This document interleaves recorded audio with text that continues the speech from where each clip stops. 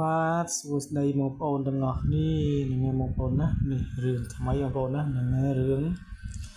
បាល់ទះរំជួយស្នេហ៍បងប្អូនណាហ្នឹងហើយរឿងនេះល្អមើលបងប្អូនណាហ្នឹងបងប្អូនចូលទៅទស្សនាទៅ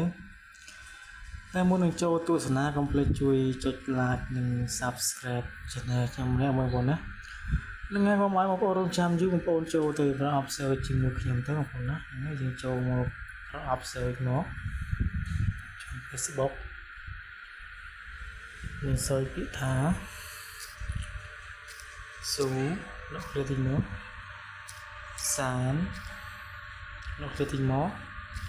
សបបងប្អូនណាហ្នឹងហើយស៊ូសានសបបងប្អូនណានេះបងនេះ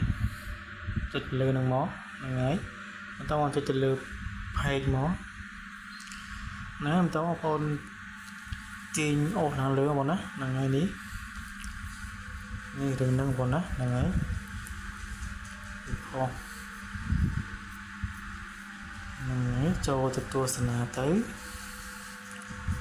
បាទសូមអរគុណច្រើនសម្រាប់ការទស្សនារបស់បងប្អូន